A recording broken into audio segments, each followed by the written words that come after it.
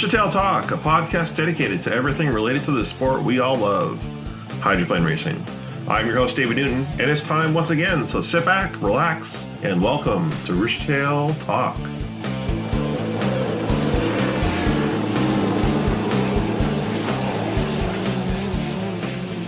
It is April 28th, 2020, and this is episode 32. For today's episode, I had the opportunity to talk with champion hydroplane racer Patrick Haworth. Patrick may not be a household name in the Pacific Northwest, but he is ready to make a big splash in the unlimited rinks this upcoming season. He is no stranger to hydroplane racing, as he has over 121 career victories. He's a 10-time Valleyfield Regatta champion, 2-time world champion, 9-time Canadian high points champion, 2 times U.S. high points champion, 4-time North American champion, 3 times U.S. nationals champion, 5-time Canadian national champion, 2-time Eastern Divisional champion, and the list goes on and on. But you can tell, just within a few minutes of talking with Patrick, that he is a serious hydroplane racer. Today, I'm joined via Zoom by Patrick Haworth. How are you doing, Patrick? I'm doing great. Thank you. Good. I see that you got the boat behind you. It's ready to go. You got the degree boat. Yeah, I felt doing the interview, why not show off the boat I'll be driving, hopefully driving this summer, if they don't cancel the racing season. Yeah, God, I hope so. I want to get racing. I'm sure you're ready to go out there and be racing. Right? I'm just praying to God to hopefully start my unlimited career this summer. But even if there's racing, the problem that Bert and I have is hopefully the borders will be open, that we are able to cross the border and go race, have fun.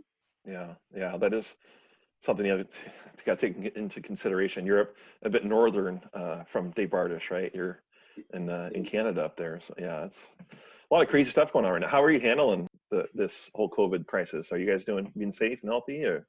We're being safe here and healthy. Fortunately, I can still work because my business is I'm a distributor for Vortman cookies here in Canada. So I deliver to every major retail store, cookies to every retail store. So they didn't shut me down. So fortunately for me, I was able to continue working.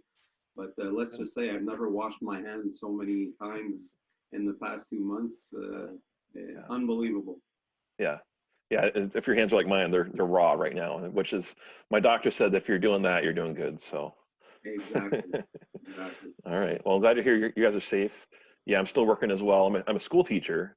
I'm teaching from home. It's a weird experience, right? So but it is nice because I get to teach from my garage.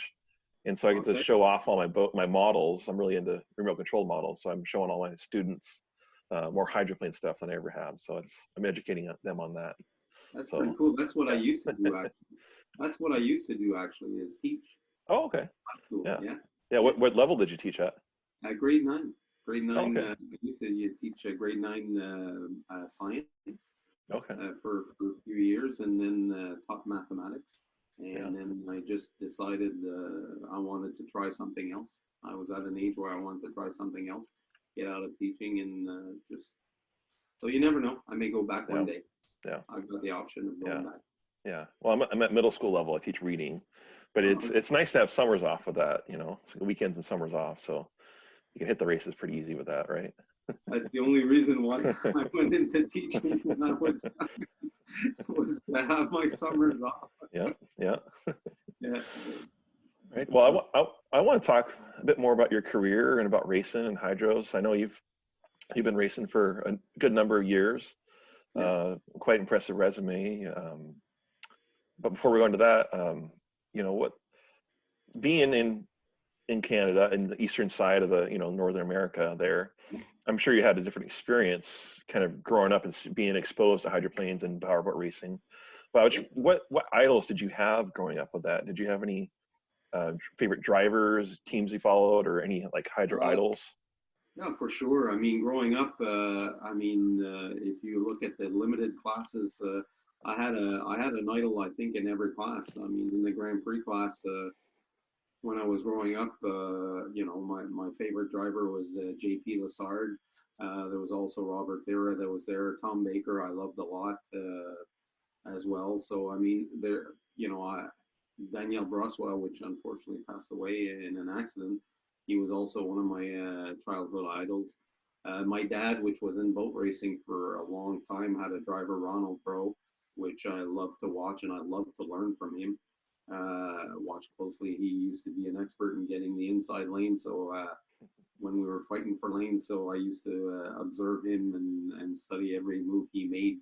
So yeah, it was those were my idols. In the unlimited class, when I was following when I was young, although we were very far and the technology wasn't what it was today, I was still able to follow the unlimited through newspaper articles, in magazines, magazine articles, and all that. So there was Chip Hanauer, Jim Cropfell, Tom Deeth. Yeah, so I mean those guys were the ones that I was following. Mark Tate was one that I loved too. When he was driving the Smokin' Joes, if I'm not mistaken. Yeah, and he drove this one right here. yeah, exactly. Yeah. There you go. That's the one he drove in the Winston. So yeah, Unlimited was something that we saw. When we were young, it was inaccessible for us on the East Coast. Mm-hmm. But it's something that we dreamed of seeing one day. Yeah. Yeah. Well, you said something there that kind of I picked up on, that you were talking about some of the drivers and how some of them were really good at starts and getting the inside lane, and you spent a lot of time observing them and kind of picking up some of their traits. I think really good drivers do that. So it's how much of that played into your driving style and your success. It helped a ton. My strengths has always been, I mean, I'm just going off what everybody says, and how do you say that in English? The way I drove, I always used to have, top two, top three lanes. Often 75% of the times I had lane one. And I've been known to get really good starts, be on the gun. So I mean, it's something that I studied. I'm a person that's very analytical. Having a degree in mathematics. So it's something that I love to study, and I just practice. So those were my traits when I used to drive, was getting the inside lane, getting the perfect start, and I'm strong on setup with both. So it's something that I passion a lot. Yeah. Well, that's I think it's very crucial for a driver to be very observant and be analytical like that. Only natural talent takes you so far, right? You have to put in the extra to get more out of it. And your career really shows that you've done so much with it. You've 121 career victories in so many different classes. And can you speak a little bit more to your success over the years that you've had? Well, I started, having over 120 victories over my career. I started in 1993, and I was fortunate enough to start in the 2.5 liter class, driving for my father and uncle, which we had a major sponsorship with, which was an Export A, which was Winston in the U.S. So we had a major sponsor. We had nothing but the best. Fortunately for me, I started in the best team with the best equipment. So, my first ever race after my restrictions, we went on to win the championship that year with regard when I was rookie, and I think we only lost 2 or 3 times. Wow. Yeah. So, but the good news is, everybody always kept saying, "Oh, well, you're lucky you're sitting in the best boat out there." But fortunately for me, I often had lane one, and I often had good starts, which was the way I evaluated myself. Yes, I knew I was in the best boat, but I wanted to have no excuses when I got back at the shore. I went into 5 liters, same thing. We dealt with Jamie Auld, which was the best boat builder on the East Coast. out there at the time. Started with the iTech boat, which was another major sponsor. And I've always had my dad and my uncle, which knew where they were going in boat racing. So I knew I had good mechanic. I knew I had excellent propellers, and the rest, I did the rest. I was very successful in the 2.5 liter and 5 liter class. And don't forget, in those days, the numbers, yes, they're high, but in those days we had a final on Saturday and we also had a final on Sunday. We ran 2 separate days. So, I mean, the statistics can go up real high, real quick compared to today where we only have one grand final, which is on Sundays. Yeah. Well, I'm just thinking, your first year you had great equipment and all that. It still takes, the driver to put it into the final and make it cross the finish line. I feel like you probably had to learn pretty quick on a lot of things because it's easy to mess up, right? And especially if you're handed, the keys to a pristine boat like a Ferrari, Ferrari type, equivalent of a car, you could mess up pretty quick and not go that way, right? Exactly, because Export A, I mean, they were putting in a lot of money, not only in the 2.5 liter, but in the sport and in the Grand Prix class as well, because they were sponsoring 2 different classes. And I mean, yes, I was a rookie, but for them, there were no excuses. I had to be in the victory lane, and there were no excuses. Even if it was my dad that was a crew chief at the time that was hired, if he was actually a full-time working full-time in the limited classes, hired by Export A to take care of both the Grand Prix and 2.5 liters. So there were no excuses. So I had to perform. Yes, I was sitting in, even though I was a rookie, I had to perform. And, I messed up a few times, and, the upper management at Export A, which followed boat racing, they weren't shy to come see me and just give me a small message saying, okay, you screwed up once, but don't screw up twice. So, I mean, I had pressure when I started. Definitely. Yeah. Definitely. All right. Well, you went on to race 5 liters. After 5 liters, what was the next step for you? Where did you go from there? I was fortunate enough to be seen by, Valleyfield had the unlimited lights come on the East Coast, and they raced in Valleyfield. And I was fortunate enough to race Randy Haas, Jamie Auld Unlimited Lights for a few heats, and I also drove Joe Fraunheim's and Phil Bonancini's Unlimited Light in 2002, and I did well in the qualifications. They just wanted to get me qualified in the Unlimited Lights, so I did well in the qualifications. Then they invited me to Tri-Cities and Seattle. And Tri-Cities, I won there, the first final ever. And it's a funny story because during the whole weekend, they were putting a rev limiter in the engine. And, I was doing well. They told me, learn what the boat can handle with what you have. And in the final, they took the rev limiter out, and I'll always remember I was going towards the first corner, and I was going so fast. It's as if all weekend I was running on 7 cylinders, and I'm like going towards the first turn. I'm like, am I going to be able to turn this thing? But I did, and we won the race that weekend. It was my first ever final in the Unlimited Lights. I won. Ended up having lane 2, I believe. And it went well. Got a great start, and went to Seattle.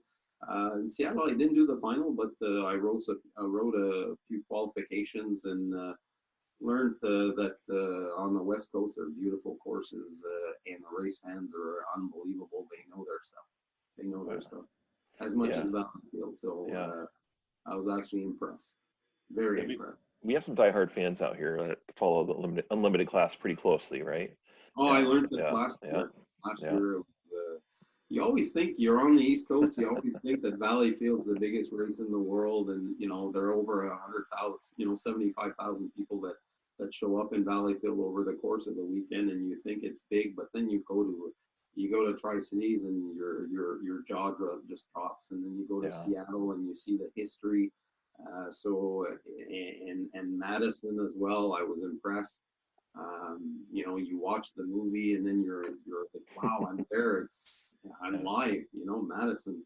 So I was impressed, very impressed this year. Yeah, well, you mentioned Valleyfield. Now, I want to talk about Valleyfield a little bit more Yeah. because I am from Seattle area, and I feel privileged with some of the racing that we have, but I'm a little bit jealous with all the stories I hear of Valleyfield. And Yeah. I know there's a lot of other people out there that aren't too familiar with the area and that race, and just how big of a crowd that draws. Could you speak to just the? Yeah, Valleyfield has been going on for over 80 years. I mean, and it's grown to be we have over a $3.5 million budget for Valleyfield Wow.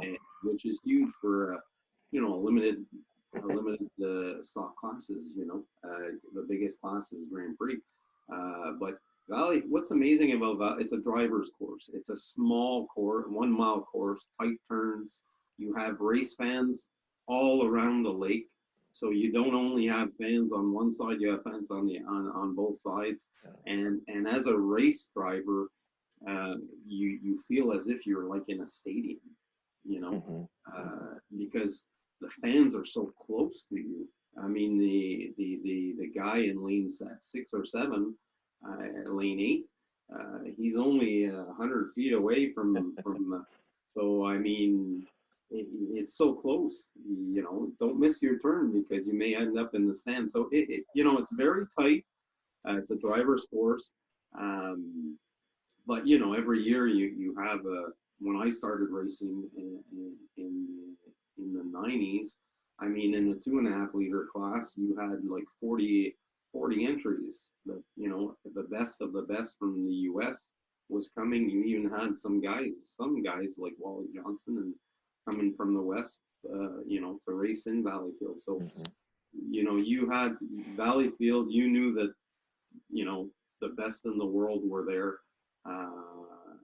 In the classes, you had like 40 2.5, 45 5 liters. You had huge boat counts, and you had a lot of qualifications to get to the finals. So, that's Valleyfield. Plus, with the events they have, don't forget Valleyfield is a 2-week event. You have 2-weekend event. The first weekend is you have a bunch of shows at night. You have suppers. You have a car show. You have modelers, RC modelers, hydroplane racing, RC modelers the first weekend. Nice. And then you also have hydroplanes on demonstration with drivers, so that the race fans can come see the boats up close. It's open to the race fans because not everybody has a pit pass to come see us in the pits. So, and then after that, the main weekend, well, you have the races, and you also have important shows at night where you draw crowds of 20,000-30,000 people just for music shows. So it's a huge event, and it attracts people across everywhere. I mean, we have people from New Zealand and Australia that come down just for the Valleyfield race. So huge crowd. Yeah. Well, I put that on my calendar this year. I was really hoping to make it over there, but we'll keep in touch for sure. Yeah, I'm the race director. So all right. So I can take care of you. So I might be able to get a pass then to come in, maybe. All right. I'll personally take care of you. All right. Well, hopefully next year I can make it out there. It's such a great event. I mean, it sounds like there's so much racing going on. You're so close. It's like you said, it's like you're in a stadium for hydroplane racing. Exactly. That's the feeling for the driver, but it's also the feeling for the race fans, because you can be sitting on the backstretch and you'll see the boats will be, you'll see the boats on the front stretch, and you can see the whole race course and the front. I mean, it isn't wide, so I mean. The race course, the boats are real close to you, close to you. Yeah. Well, you are. The Grand Prix will blow your ears off when they go by. Good. That's how close they are. Good. I can't wait to experience that. That sounds fantastic. Yeah. But you are the race director. You're on the board of directors there. You So what does your job entail? What are you doing Well, for Valleyfield I there? mean, I'm on the board of directors for the Valleyfield Regattas, but I'm also on the board of directors for the Hydroplane Racing League. Mm-hmm. For the Valleyfield Regattas, race director, what it entails is I represent on the board of directors. I take care of everything with regards to what the racing aspect for the Valleyfield weekend. I mean, the classes, I take care of everything that's on the water, everything that's in the pits. It's a team effort, but we have to coordinate everything with regards to pits, water, and the judges stand. And so I take care of all of what's that, everybody that volunteers for those three aspects. And plus I work with the representatives of each class. We invite, I negotiate who we invite, as far as classes are concerned. So that's pretty much what I do at the Valleyfield Regattas. With regards to the Hydroplane Racing League, I'm also race director every weekend, everywhere we go. And on the board of directors, I'm also in charge of what's tech and safety. Wow. They give you a title, but we work as a team. Sometimes more heads are better than one, so it's a team effort. Yeah. And you sound tremendously busy with being on both those organizations and it's unbelievable. Yeah. It takes a lot of time. Yeah. Well, I want to talk a little bit about the HRL had to cancel. They decided to cancel the entire season for this year. Yes. Rightfully so. I mean, this is weird. I don't know how you want to describe the times we're in right now. Scary, unprecedented, plain weird with everything going on with the COVID-19 scare. But how is that going to affect both HRL and Valleyfield for the next year? Is that just kind of putting a pause in things, or is it going to make it harder? Oh, it's going to be tough. I mean, for Valleyfield, as much for Valleyfield for HRL, I mean, it's going to be tough. I mean, we want to grow HRL. We want to go get some sponsors, give more money to the racers. Mm-hmm. I mean, we need sponsors for Valleyfield, period. And I mean, we know that we're going to have to be creative in putting on a show next year, finding new ways to attract fans, finding new ways to attract sponsors. It isn't going to be easy. It isn't going to be easy. And we had no choice this year. I mean, with the Quebec government, our provincial government just putting on these rules and regulations that no outdoor shows until August 31st. We were canceling 4 races out of 8 in our championship series. So we had no choice to, and then after that are we really going to race? So, plus crossing the border, the Hydroplane Racing League, we have close to 65, 70 boats.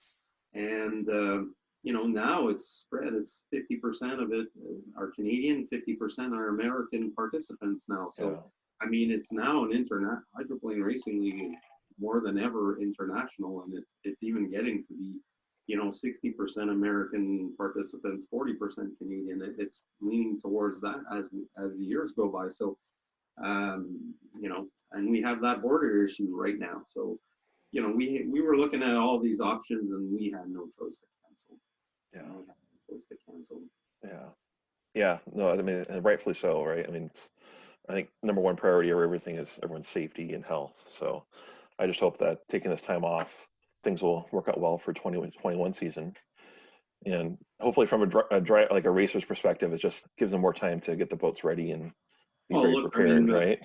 Yeah, I know. Look, my stepson drives, I have a 2.5 liter at home. My stepson drives it, and it's going to give us some time. He's a rookie. He's 17 years old. I wanted to put him in a boat as quickly as possible. And we're going to get the boat ready slowly but surely, and we're going to go testing. And once we're allowed to put in our boats in the water, once the government feels it's safe, then we'll do a ton of testing and we'll all be ready. The good news is that as a director's point of view, the racers will not have any excuse of not being ready. Yes, yes.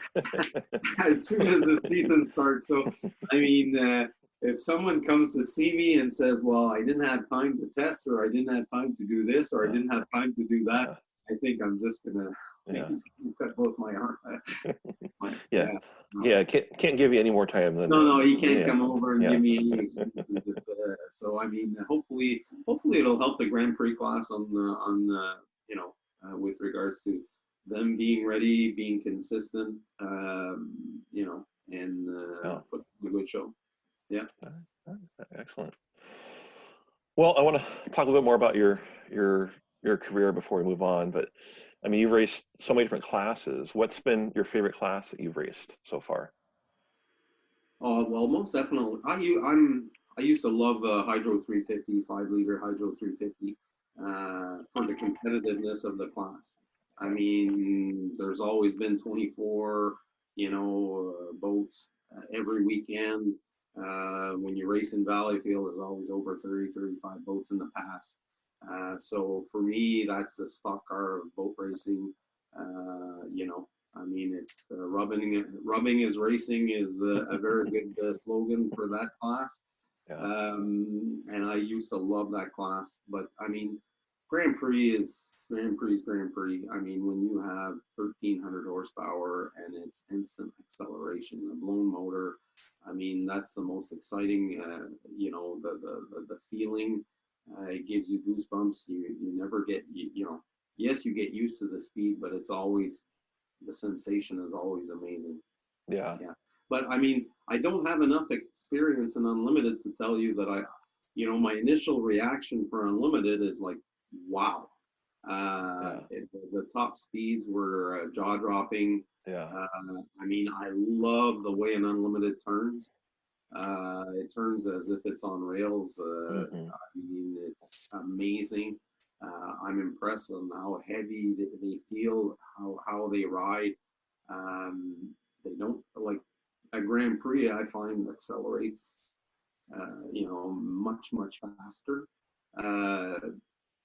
If you compare both classes, the biggest classes, a Grand Prix will accelerate unbelievably versus an Unlimited. But once an Unlimited is gone, with those 2.5 mile courses, the top speed is like when you see 200 miles an hour on your speedometer, it's like, wow, Yeah. Yeah. Well, I mean, the power to weight ratio in the Grand Prix is insane, right? I mean, like you're saying, that accelerates so quick. Exactly. Exactly. So yeah, blown engine is instant. It's instant. I mean, you make a mistake as a driver, you have the power to how do you say that in English? Recuperate your mistake quickly. You'll make a mistake in other classes. It may take you a while to get going, and Unlimited too. I mean, I've noticed it doesn't have as much torque as a Grand Prix, with regards to acceleration. So it's going to be different driving in Unlimited. It's going to be different style of driving. I'm just going to hopefully get used to it as quickly as possible. Well, I mean, last summer you got some laps in several locations, but your first time was in Guntersville. You got to take out the U7. I believe that was in testing one of the days on the weekend, and you did some laps of 150 miles an hour. I think your first time out, right? Yeah. So you picked it up pretty quick, I think. Yeah, I surprised a few people, but I even surprised myself when I got to shore and found out the lap speeds I was running. But no, I mean, like I said, the boat on Unlimited, I was like, first of all, I was very fortunate that in Guntersville, the water couldn't get any more perfect than that for a first time out in a like an Unlimited hydroplane. And I mean, and the team set it up, like they worked on it during the whole weekend. And when we got to Sunday, the boat, because we hadn't had a chance to test during, in the off season. So we ran into problems Friday. and the guys worked real hard. And by Sunday, Bert had a great boat. And when I went out on Sunday morning, I mean, the boat was so smooth, the water was so smooth. I mean, and it really, really, it drove so nicely that it made the job easy to drive. I was amazed on how easy it was to drive. Yes, it took me like the first lap to understand how it turned. It took me one lap, but once I got the hang of it and how to tweak it around the corner, then after that, it was just, and I was wondering if I was okay at the end of the straightaway, because for me, I've raced for 25 years with a wing, but I always used to play with my wings with a button on my steering. With an actuator. Now I get into an unlimited, and it's foot pedal. The wing is you play with your wing, your canard with a foot pedal. I wasn't used to that. There are two pedals, one to bring the nose down, one to bring the nose up, and so I it was just a question of trying to get used to the wing as well for during the whole year, trying to perfect the way I use my feet with regards to that canard in the front. So, but it's so smooth, unbelievable. Yeah. So safe to say you're pretty comfortable that first time out then. Yeah. Yeah. That canard setup with a foot, is that something that you want to just get more comfortable with, or do you want to try to go to more of a hydraulic system in the unlimiteds, or is that something that they don't want you to try to get comfortable with doing that? Yeah. No, I'll get used to the foot pedal. I'll be using the foot pedal, but I'd be curious to I'd be curious to put an actuator in there and try it with an actuator, because the courses and the corners are so big in an unlimited. I mean, people were telling me, oh, it's foot pedal because it's instant, but I don't think it needs to be that instant when you're in unlimited. I mean, in foot pedal is very, depending on the water conditions, it's very hard to keep the wing stable, because your feet can be moving, has a chance to move and this and that. So, I mean, I'd be curious to really try an actuator and try different, tweak the wing at different positions with an actuator. That's the advantage you have. Yeah. Well, I would think the canard system would be more of a proactive approach than reactive, right? If you're spending too much time being reactive, there's some things that need to be adjusted in the driver's seat or the boat, right? Exactly. So, yeah. Exactly. Yeah. All right. Exactly. But the thing is with an actuator is, on your steering wheel is, you can bring the wing up 1/8 of an inch. You can bring the wing up 1/4 of an inch, and find the sweet spot for the boat while you're riding. But with a foot pedal, well, you can't move 1/4 inch increments, to find the sweet spot. It's you either use it or you don't. So there are advantages to both. There are advantages. All right. Well, I know last year there was an effort to get the T3 hull, which was last ran as a degree boat, which is behind you. Yeah. They were hopefully trying to get it ready for Seattle and Tri-Cities, but it didn't happen, unfortunately. How are things going with that boat right now? Are they working on that in Detroit, or is it still in here in Seattle? Yeah, going very well. I mean, we worked on it. The team worked on it during this winter. I mean, Bill Gucky and Bob Katapovic worked on it a lot. With Alex and Rachel, they are quite often in Detroit, and they work on it. And the whole engine has been put in, gearbox, everything's been set up so that everything fits perfectly. Everything's been preset. We put the boat upside down. We took measurements, just to make sure everything was. We straightened everything out. And now the boat's right side up and it's being painted.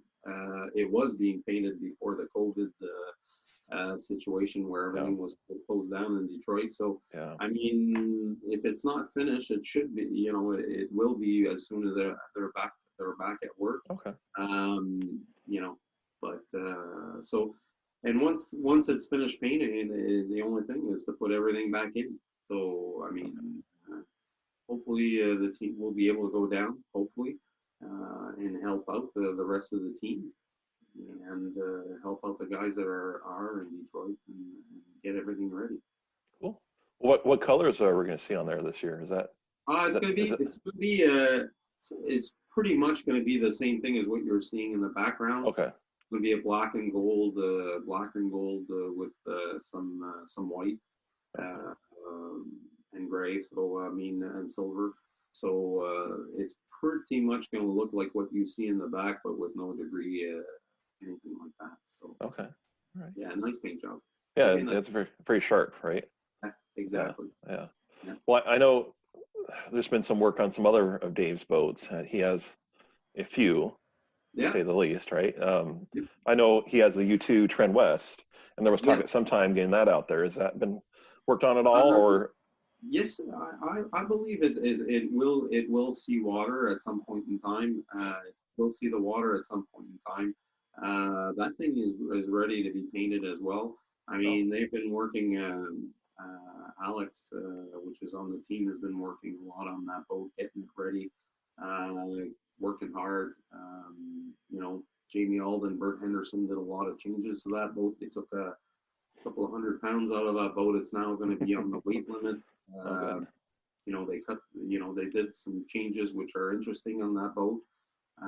So it should be a competitive boat. The rest, everything, all it needs to be is get dressed up. And so, our objective was actually to possibly test it this summer, but who knows now what's going to happen with all of this. It's putting us back on a little there on our program, that's for sure. Yeah. Well, it gives us more time to dream, I guess, but less time to work on it. Well, is there any other updates that you've heard from Bartish's shop or Henderson's shop? I know Henderson's shop's always busy. Well, the U7, the U7 is back home. That I know. It's back home. Body work's done on it, or being done on it, and that too is ready to be painted as well, if I'm not mistaken. So, I saw pictures of the body work being done and the primer being put on. So, I mean, again, when the COVID happened, did they have time to finish painting it red?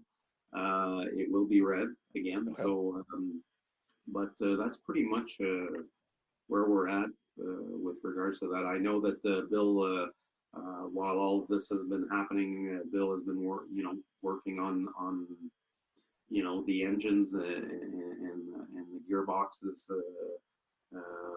They've been working closely. Bob Katapovic and Bill have been communicating and working on both.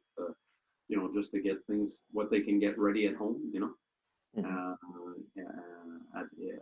their own garage. So hopefully things will be ready. When everything opens, all that we'll have to left is to dress it up. Okay, all right. Yeah. Well, I'm excited to see what Bartish's team can do with two boats. See you back out on the water in the Unlimiteds class. It's a lot of promise there. I know the fans are excited to see what you guys will bring. So I'm really hoping this year we'll see you on the water somewhere. Well, last year we learned a lot. I mean, last year, well, I did, but I mean, the team, the team gelled, and we learned a lot with regards to, running the whole complete season. Well, you learn what setup you need for Tri-Cities, what setup you need for Seattle. I mean, we tried some stuff. I mean, will we run the same or run different stuff? Who knows? But we definitely learned a lot, with regards to setup every weekend. Yeah. Awesome. Well, so far we still have Tri-Cities in Seattle and San Diego on the schedule. So time will tell what we can have this year. Hopefully. I don't know. I've heard that they're still on. They're still on. I mean, I know I spoke to my good friend Mike Grindell, which owns a Grand Prix boat, and there are a lot of HRL Grand Prix that will want to be going out west to race with Grand Prix America at Tri-Cities and Seattle. So I have a feeling we'll be seeing a lot of competition in the Grand Prix class. Well, I love it. Yeah, I'll probably there's a good chance I'll be sitting in the Grand Prix as well. Over there. I may be driving 2 boats in Tri-Cities in Seattle. Well, good. I hope so. The Grand Prix put on a great show. And one thing I want to go back and talk a little bit more about is the Unlimited Light series, as I know you raced for that for a number of years. And that was a fun series that really complemented the Unlimited. They had a really good package. They could race on, majority of the course, but a little bit closer to the fans. What was your time like with the Unlimited Light class? How many years did you end up racing? It was an unbelievably great experience. When I went racing out there, I thought that the effort was there to put a professional show out there. I mean, the communication with the fans, like you mentioned, the professionalism of putting on the show, I was impressed. I was impressed with the people that were there. There were a lot of smart people in that organization, and when I found out that that class was disappearing, I was really disappointed because I thought they were going in the right direction for a while. So it's unfortunate. It's unfortunate. It is unfortunate, but I think the Grand Prix class now is in a lot of ways filling the void of that, and they have a great package all around for people to watch. They do have if you look at the Grand Prix in HRL, or you look at the Grand Prix, in Grand Prix America, there's great competition, and over the years they've been able to be more consistent with regards to engine package. At first, both classes had a lot of breakdowns, but over the years, they hold together, and if they hold together, they put on an amazing show. So, and knock on wood, so far over the past couple of years, everything's been going well. Even for us or GP America, which I saw last year. Yeah, they're exciting to watch, and hopefully they'll continue to grow and have more synergy with the other classes there. Yeah. I wanted to ask you about your radio guys. They play such a big part of your performance out there, right? I mean, it's huge. Who do you have for your go-to radio guy? That's a tough question, because we've been talking about this all winter long. I have no clue who will be doing my radios, in the T3 boat. Mm-hmm. I've had, my best friend, on the East Coast, Steve Brisson, he was doing my radios for, God knows how many years. And then after that, I had Mike Rendell, which was the owner of the Hydro 350, and that I used to drive, which is now the owner of a Grand Prix. He was doing my radios, and he was a great radio man as well. So, but now driving Unlimited, it's a different situation, because you're fighting for lanes. So it's always nice to have, we've been thinking, okay, who can we get with regards to a radio person, which has experience in it'd be nice to get someone who has experience in fighting for lanes, who knows what's going on. So, but most definitely, it's something that's up in the air. And then I'm actually working very hard in seeing who I can get with regards to, because I did it for Bert Henderson last year. Mm-hmm. And it was my first experience doing it, and I love doing radios.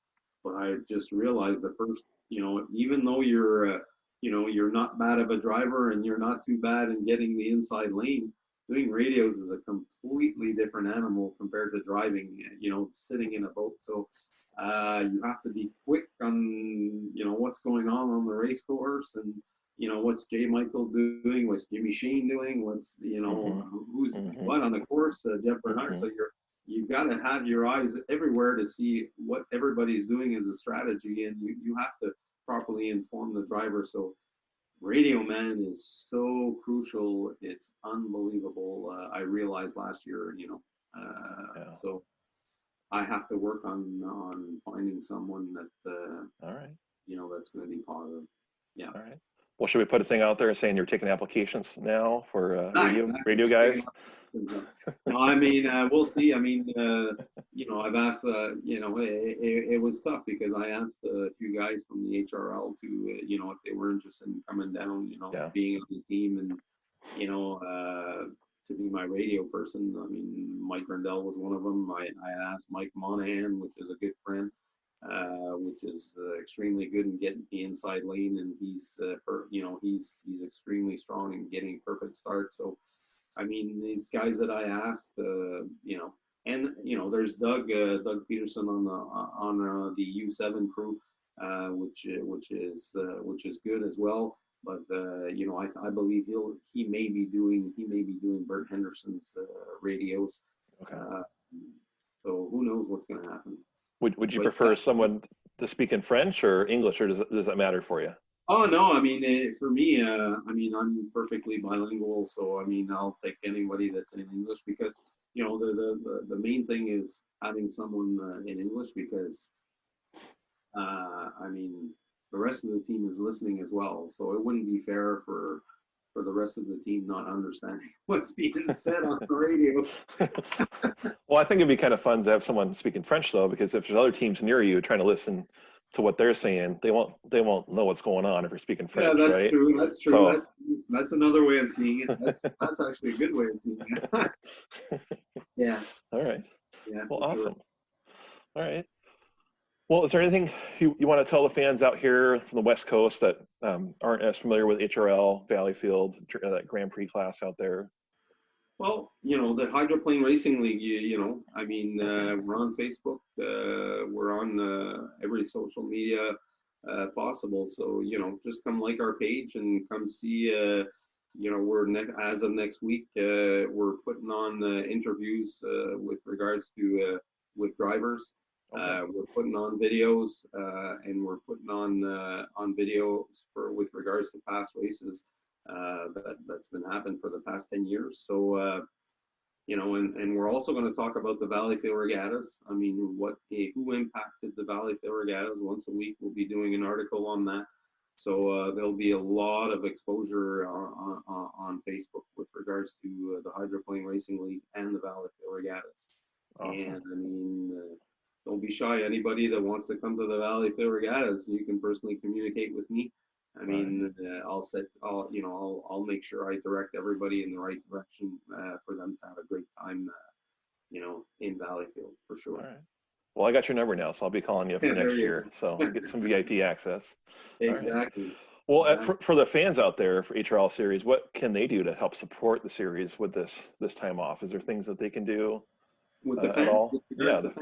Mm-hmm. I mean, just come view our stuff. I mean, just view our stuff, like our stuff, and make sure that we have as much exposure as possible. And I mean, we had such good races, such nice races, and our drivers are they're young guns. There are a lot of young guns out there. There are a lot of guys with experience out there, which are fun to listen to. So, I mean, it'll be very easy once you listen to, Andrew Tate. Andrew Tate. Yep. Mike Monahan, Bert Henderson, and company. I mean, it'll be easy to like the page and to listen to every weekend. Awesome. Yeah. Well, if you're a fan out there, please do that. Get some access to their site, some likes and shares, and get more exposure for the series. Exactly. Yeah. All right. We also have an application. We're also working on modifying our application, which will be up at some point in time. So not only will we have the Facebook, Twitter, Instagram, you name it, social media, but we'll also have an application very soon, which will inform everyone, on social media when it will be up and functioning. So should be a fun. Yeah. All right. Good to hear. All right. So before I let you get back to get off the phone and get towards home life, what are you binge watching? Are you binge watching anything at home right now while you're having to stay home? Oh my God. I mean, I wasn't a great fan of Netflix, but I guess I am now. But you know what? I've been watching a lot of YouTube, being a fan of racing in general. I've been watching, historic NASCAR races, Formula One races, but I've been mainly watching unlimited racing. I've been, I've gone from every year since 2011 to today when you go to the H1 race site. Yeah. Been studying everyone's tactics, been looking at, great drivers, what their tactics were, Dave Ilwalk, for example, Steve David, so I've been watching a whole ton of YouTube on H1 Unlimited and just studying everything. Yeah. Well, that's fun to hear that you're a student of the sport. I'm excited to see what you can pull through when you get on the water with that. That's very fun. You learn a lot just by watching videos. I mean, a lot of people will say, "Well, you're not on the water yet." No, but I mean, it's fun to see what was going on and who was where and what strategies they used to get the inside lane and stuff like that over the past few years. So you get to know the drivers and what they do. Yeah. Awesome. Well, I don't know if you've also seen on H1 Unlimited site, they have some classic races they've been releasing sporadically. I've been watching all those as well. It's been really interesting, but been watching a lot of Unlimited and been watching a lot of HRL as well, bringing back memories. Been watching my races once in a while, so puts a smile on my face. Right. It's cool. Awesome. All right. Well, thank you so much, Patrick. It was great talking with you, and I'm looking forward to hopefully racing this year. If not, we'll see you next year for sure. Thanks, Dave. Nice talking to you. Well, I hope you've enjoyed our episode. Make sure you come back next week to listen to our next episode.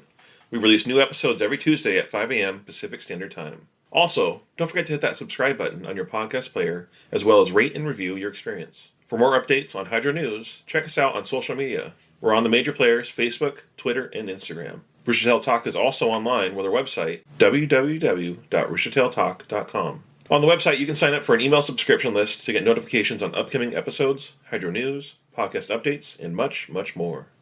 Finally, this is a free podcast to all of our listeners. And if you're really enjoying your experience and want to help us to continue to grow and expand, please donate. You can find a link to donate through PayPal on our website through the support tab. So until next time, I hope to see you at the races.